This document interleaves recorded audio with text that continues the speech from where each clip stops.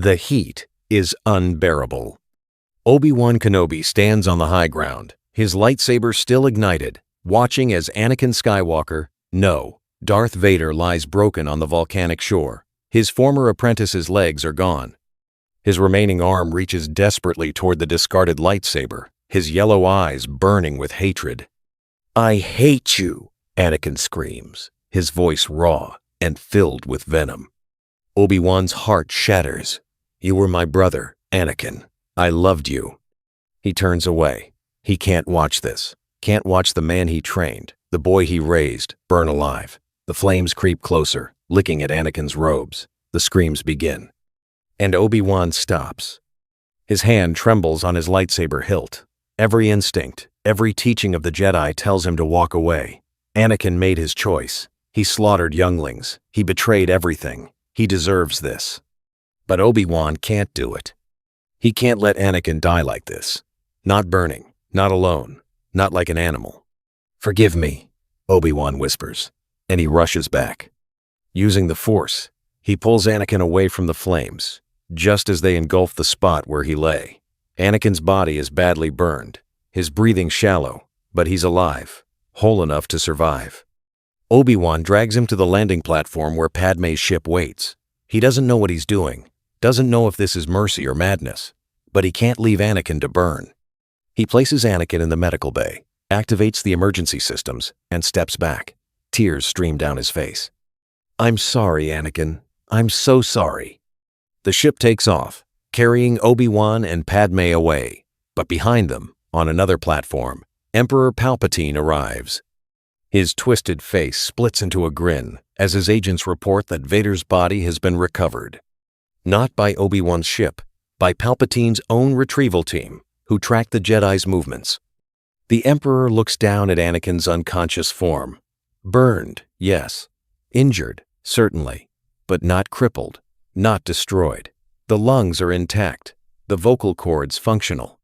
Most of his limbs remain. "Perfect," Palpatine hisses. "You will be magnificent, my apprentice. Far more powerful than I ever dreamed." Obi-Wan's mercy has sealed the galaxy's fate, because Darth Vader will rise, and this time nothing will hold him back. Deep within the Imperial Medical Facility on Coruscant, Anakin Skywalker hovers between life and death. Bacta-tanks glow with eerie blue light. Medical droids buzz around his suspended form, repairing tissue, stabilizing organs, sealing wounds. Emperor Palpatine watches from the observation deck, his yellow eyes gleaming with satisfaction. "Status report," he commands. The lead medical droid turns.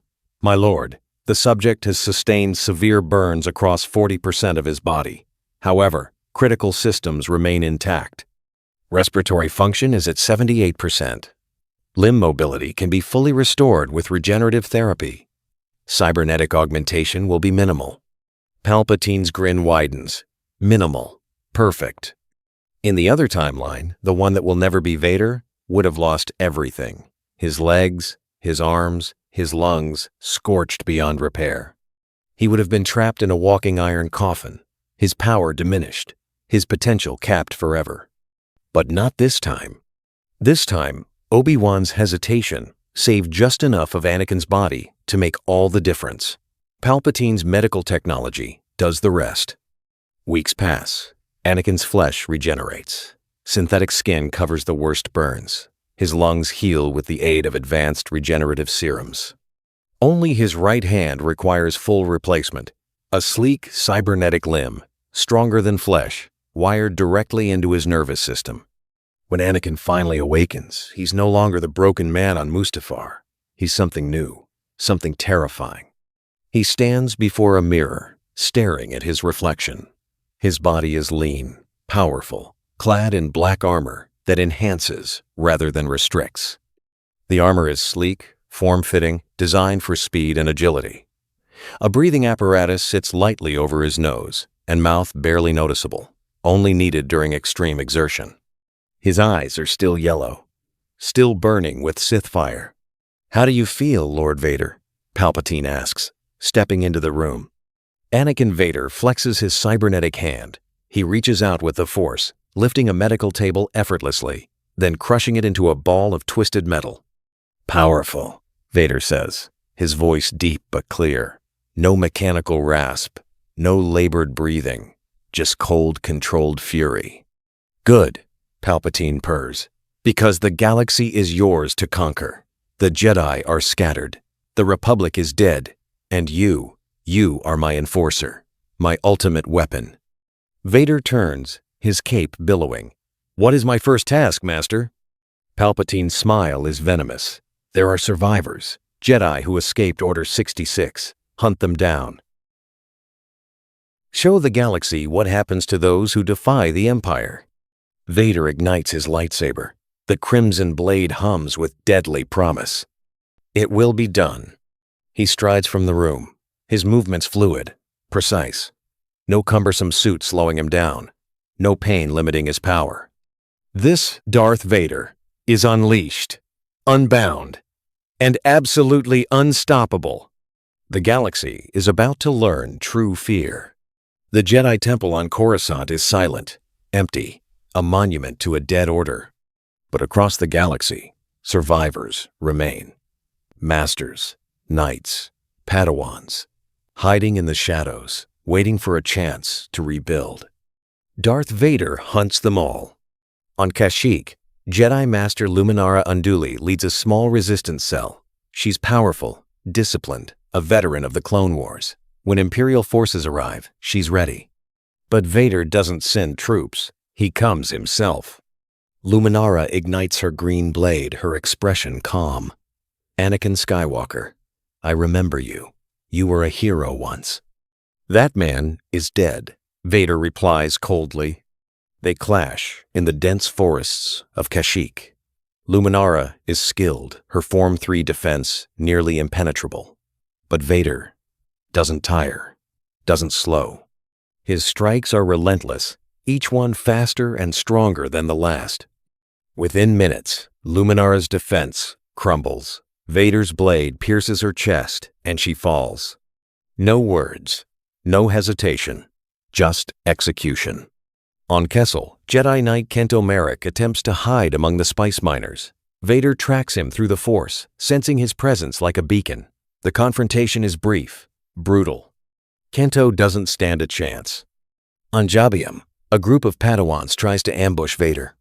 He senses them before they strike, using the Force to hurl them against the walls, breaking bones and spirits. He doesn't even ignite his lightsaber. One by one, the Jedi fall. And with each victory, Vader's power grows. Unlike the crippled Vader of the original timeline, this Dark Lord can move with blinding speed. He can leap vast distances. He can duel for hours without tiring. His connection to the Force is unbroken, undiminished by pain or machinery. He is what Anakin Skywalker was always meant to become, the chosen one, at full strength, completely consumed by the dark side. The rebellion, what little exists of it, tries to organize. Bail Organa, Mon Mothma, a handful of senators and pilots. But every time they gather, every time they plan, Vader finds them. He doesn't need intelligence reports. He doesn't need spies. He simply reaches out with the Force and feels them.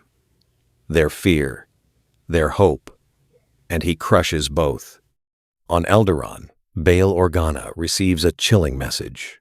A hologram of Darth Vader, his faceless mask staring directly at the camera. "I know where you are, Senator. I know what you're planning. Surrender now, or I will come for you." Bail's blood runs cold. This isn't the Vader from the stories. This is something far worse. Mon Mothma urges him to flee, to go into hiding. But where can they hide from a man who can sense them across star systems? The Empire tightens its grip. Vader's legend spreads.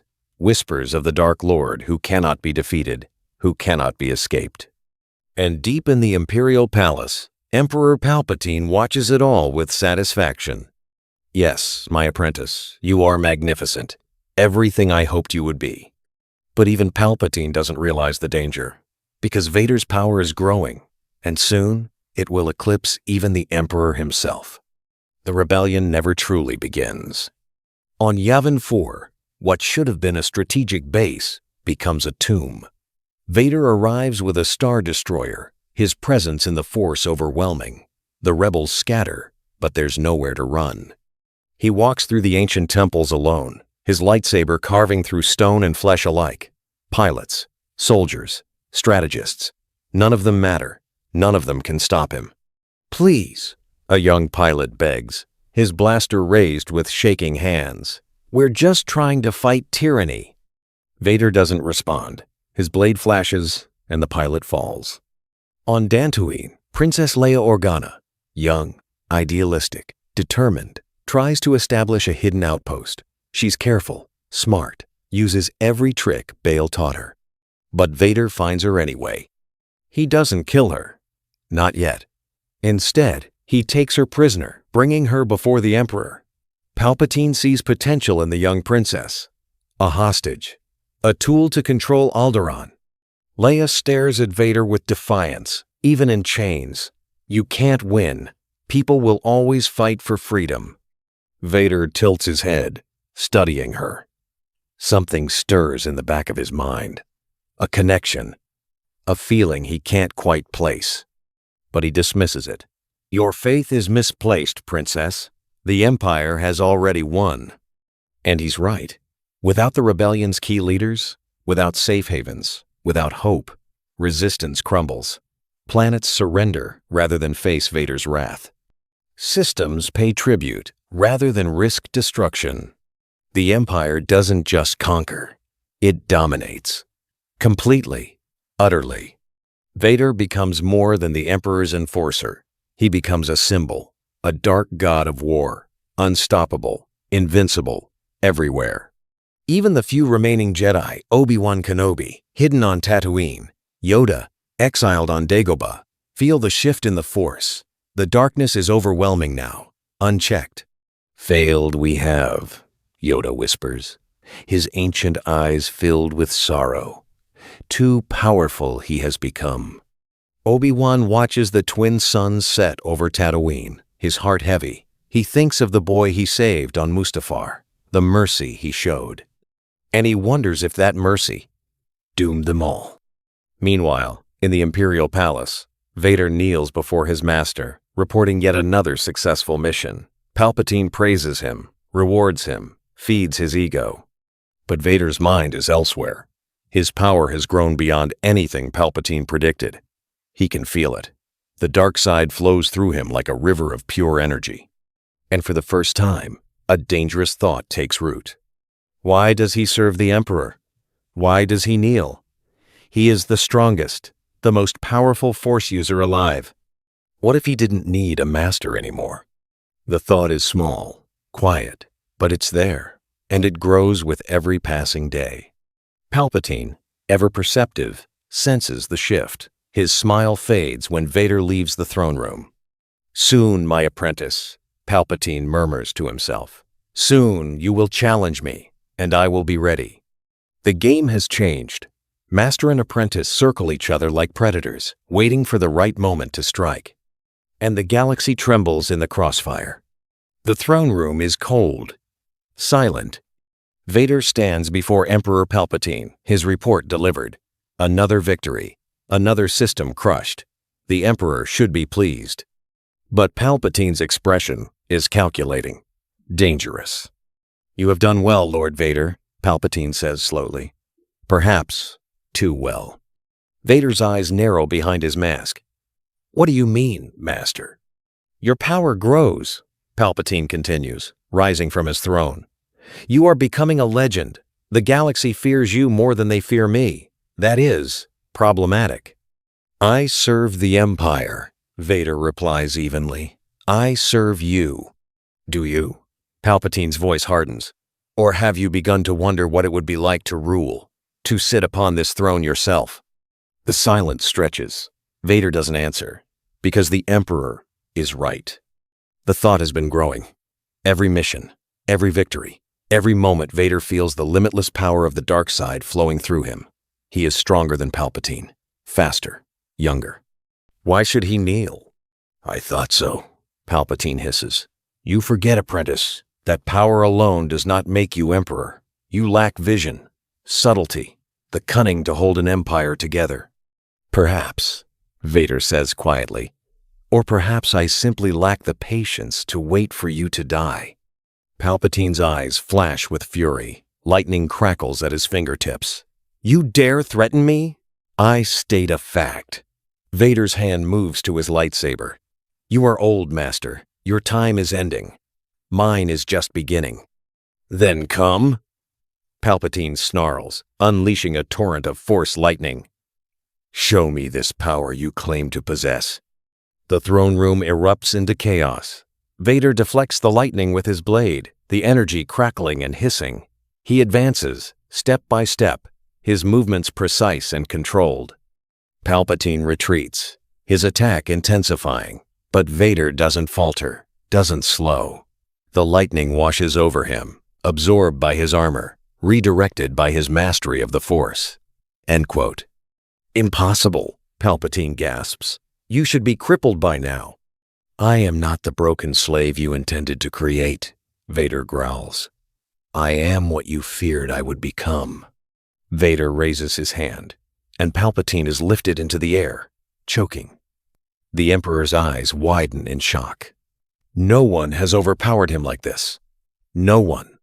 You taught me well, Master, Vader says coldly. You taught me that the strong rule, that power is everything, and now I am the strongest. With a flick of his wrist, Vader hurls Palpatine across the room. The Emperor crashes into his throne, the impact shattering the ancient seat. Imperial guards rush in, their red armor gleaming. But Vader raises his hand, and they freeze mid-step, held in place by the Force. Stand down, Vader commands, or die. The guards hesitate, then lower their weapons. They know, everyone knows, Vader has won. Palpatine struggles to his feet, his face twisted with rage and disbelief. You cannot rule without me. Watch me, Vader replies. He ignites his lightsaber and drives it through Palpatine's chest. The Emperor's scream echoes through the throne room, a sound of pure hatred and shock. And then, silence. Darth Vader, Dark Lord of the Sith, stands alone in the throne room. The Emperor is dead. The Empire is his. He sits upon the shattered throne, his eyes glowing with dark triumph. I am the Empire now, he declares. And the galaxy trembles. The Empire doesn't fracture. It kneels. Within days of Palpatine's death, every major Imperial officer pledges loyalty to Emperor Vader. Not out of respect, not out of love, out of sheer primal fear. Grand Moff Tarkin stands before the new Emperor, his expression carefully neutral. The fleet is yours, my lord. We await your commands. Vader regards him coldly. You will continue to serve efficiently, without question, fail me, and you will share Palpatine's fate. Tarkin bows. Understood, Emperor. The transition is seamless. Vader is already the face of Imperial power, the enforcer, the weapon. Now, he's simply official. He makes changes immediately. Palpatine's convoluted bureaucracy is streamlined. Corruption is purged with brutal efficiency. Vader has no patience for politics, only results. Planets that resisted the Empire under Palpatine find themselves facing something far worse. Vader doesn't negotiate, doesn't compromise, surrender, or be destroyed. There is no middle ground. Alderaan, once a beacon of hope, falls silent. Bail Organa is dead, executed for treason. Leia remains imprisoned, a reminder that defiance has consequences. The galaxy learns quickly. Emperor Vader is not like Palpatine. He doesn't scheme, doesn't manipulate. He simply commands, and his will is law. But power, as always, comes with a price. On Tatooine, Obi-Wan Kenobi feels the shift in the Force. Palpatine's death should have been a victory.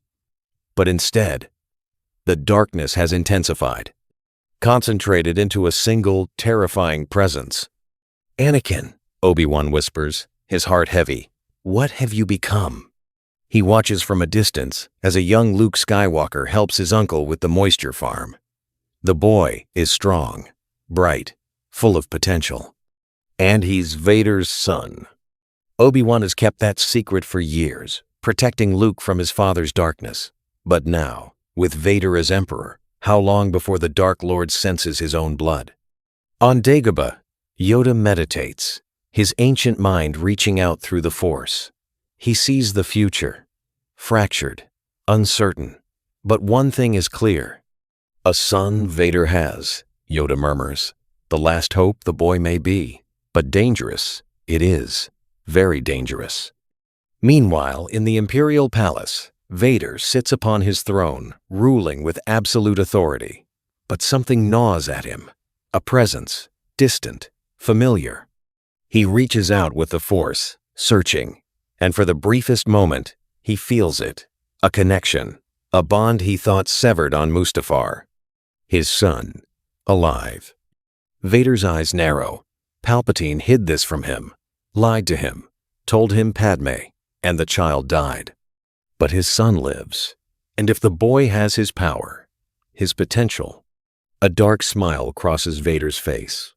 Find him, Vader commands his agents. Search every system, every planet. I want my son brought to me, alive.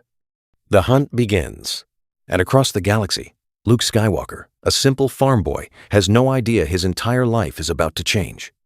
The Force moves, destiny stirs, and the Skywalker legacy barrels toward its ultimate confrontation.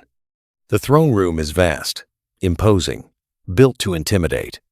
Luke Skywalker stands in the center, his hands bound, but his head held high. He's young, barely trained, but his presence in the Force is undeniable. Emperor Vader descends from his throne, his cape billowing, his movements fluid and predatory. He stops a few feet away, studying the boy. "You have your mother's eyes," Vader says quietly. Luke's jaw tightens. "You killed her." "No." Vader's voice is firm. "Palpatine lied to me, told me she died, but I know the truth now. She lived long enough to give birth to you." "And then she died of a broken heart?" Luke shoots back. "Because of what you became." Vader doesn't flinch. "Perhaps, but that past is gone. What matters now is the future. Our future." He gestures, and Luke's restraints fall away. "You are my son, Luke, my heir. Together, we can rule this galaxy, bring order, peace, end the chaos." Luke rubs his wrists, his eyes never leaving Vader's. "Your peace is built on fear, on suffering. I won't be part of that." "You don't understand." Vader insists, stepping closer. "I have the power to protect you, to give you everything. The Jedi are gone, the old ways are dead, but we can create something new." "By enslaving the galaxy?" Luke's voice rises. "By crushing anyone who disagrees? That's not peace. That's tyranny." Vader's patience thins. "You speak like a child. The galaxy needs strength. Without it, there is only anarchy. I learned that lesson. You will too." "I'll never join you," Luke says firmly. "I'd rather die." Vader's hand clenches. So be it. He raises his hand and Luke is lifted into the air, choking. The Dark Lord's power is overwhelming, crushing. But then, something shifts. Luke closes his eyes, reaches out with the Force, and he feels her. Padme, his mother, her presence, faint but real, guiding him. "Let go, Luke," her voice whispers. "Trust the Force. Trust yourself." Luke's eyes snap open. He pushes back, his own power surging. Vader stumbles, shocked. The boy shouldn't be this strong. Not yet. Luke drops to the ground, igniting a lightsaber, Anakin's old blade, given to him by Obi-Wan. The blue blade hums with righteous fury. "If you won't let me go," Luke says, his voice steady, "then I'll fight you." Vader ignites his own blade, crimson meeting blue. "Then you will die, my son." They clash, father and son, dark and light. The duel shakes the throne room, their blades moving faster than the eye can follow. Vader is stronger, more experienced, But Luke has something Vader lost long ago: hope. And in this galaxy, hope is the most dangerous weapon of all. The throne room is in ruins. Pillars shattered, walls scorched, the floor cracked from the sheer power of their duel. Luke and Vader circle each other, both breathing hard, both bleeding. Luke's tunic is torn, his arm grazed by Vader's blade, but he stands firm, his lightsaber steady. Vader's armor is damaged, sparks flying from a damaged shoulder plate, but his power remains undiminished, terrifying. "You are strong, my son," Vader acknowledges, his voice tinged with something almost like pride. "Stronger than I anticipated, but you cannot win." "I don't need to win," Luke replies, his voice calm. "I just need to reach you, the real you, Anakin Skywalker." Vader's grip tightens on his lightsaber. "That name means nothing to me." "Doesn't it?" Luke presses forward, not attacking, just speaking. "My mother loved you, believed in you. Even at the end, she knew there was good in you. I feel it too." "You feel nothing," Vader snarls, attacking with renewed fury. Luke deflects, barely holding his ground. "I feel everything." Luke shouts, parrying desperately. "I feel your pain, your anger, your regret. You're not just a monster, Father. You're a man who lost everything." Vader roars, unleashing a barrage of strikes. Luke's defense crumbles, and he's driven to his knees. Vader's blade hovers at his throat. "Yield," Vader commands. "Join me or die." Luke looks up, his eyes filled with tears. Not of fear, of sorrow. "I won't fight you anymore. If you want to kill me, then do it. But I won't become what you are." Vader's blade trembles. For the first time in years, hesitation flickers across his face. "Strike me down," Luke whispers, "and you'll have lost everything. Again." The words pierce deeper than any lightsaber. Vader sees it. Padme, dying in his arms. Obi-Wan, his brother, walking away. Everything he destroyed in his quest for power. And now his son, his last connection to the man he once was. Vader's voice cracks. "I don't know how to come back.